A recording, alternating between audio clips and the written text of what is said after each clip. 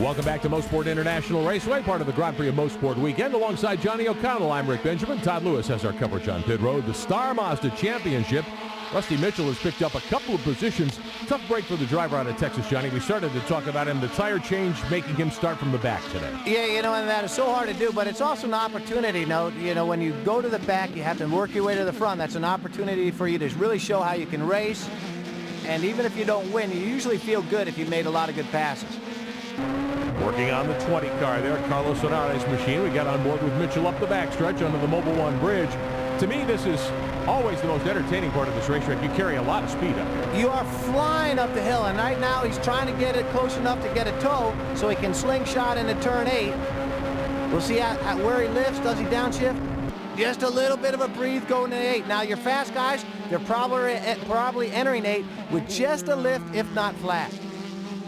So Mitchell unable to get by Linares, at least to this point. Last couple of corners here, they call it 10 turns. Back to turn 1, meantime, side by side for 9th and 10th, Kyle Lara and Nick Andres, and Andres drives around him. Yeah, it looked like Lara was trying to make a move up the inside, wasn't able to make it stick. Actually got up on the curves. A lot of times they can really unbalance the car, but these guys are having a good race here. 3 laps are on the board of our timed event today. Chris Miller, who started 10th, has moved up to 8th, so he's been one of the early gainers here in this event. And Johnny, how hard is it to pass in one of these Star Mazda cars on a high-speed racetrack like this? If you've got a good car, it's usually pretty easy, but the problem is right, as was mentioned, a lot of these guys are running high downforce setups, okay? So what makes that difficult to do is in these higher speed corners getting close to the guy. You've got to wait for the guy in front of you to make a mistake, to miss an apex. Once he's done that, okay, then you're open for business. Up the long backstretch here at Mosport, under the bridge. Watching that battle for 8th, 9th, and 10th. A little further back there, you see the 25 car, Tatiana Calderon.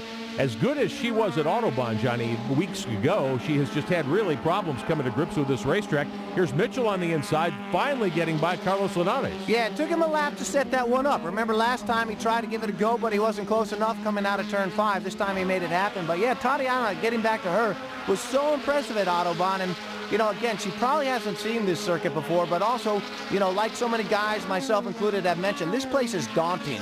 Where they're driving right now, going into turn 2, you're just like falling off into a black hole, and it's everything you can do to whoa, there we go. David really nice Estella. move by Estella. Yeah, to the inside, getting by Mikhail Grenier, going into one of the right-handers here at Mosport. I'll tell you, Estella really aggressive. Doing a really good job. He started 9th, currently running 6th. His car's obviously working well for him. The guy's feeling racy. Mikhail Grenier in the 17 car, also from Canada. He's got to be a little frustrated. Grenier's had a good season, but Estella just driving away from him.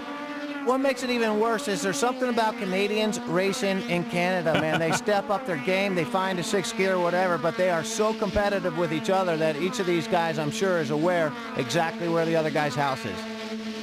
David Estella in the red and white machine gaining ground. Here comes Grenier, though, back at him as they go up over the hill. Grenier deciding to go to the bottom, and he gets the spot back. Nicely done. Again, that's just, one of those situations where you stay close to the guy, you pick up their toe.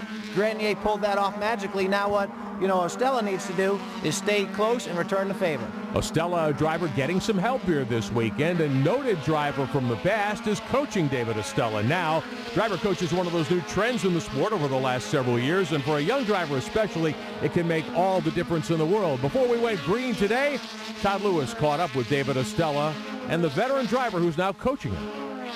One of the ways that Star Mazda teams are helping develop their drivers is hiring driver coaches. Successful racers like Lee Bentham are now having successful careers as driver coaches, working with AIM Autosport, David Estella this weekend here at Mosport. Is there something that you target each week, or do you look at the overall track, or what's your approach? I mean, it's really an individualistic thing with every driver. You have to take a look at, what they're good at, what they're not good at. Some are very visual these days. Actually, a lot of the generations coming up now are very visual because of the influence of the internet, the iPhones. They've constantly got a game or something right in front of their face.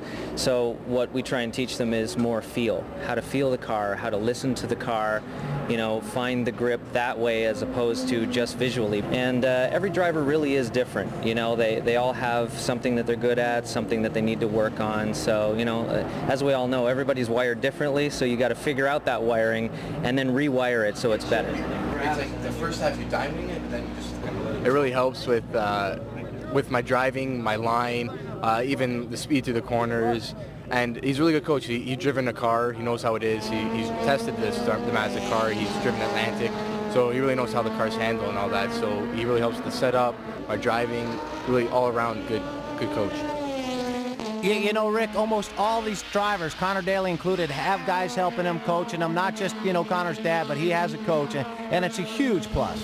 Kind of like in golf when you see pros with a swing coach. Same sort of idea. All right, Connor Daly leads Goncalves and Vautier back with more at Mosport of the Visit Florida Cup.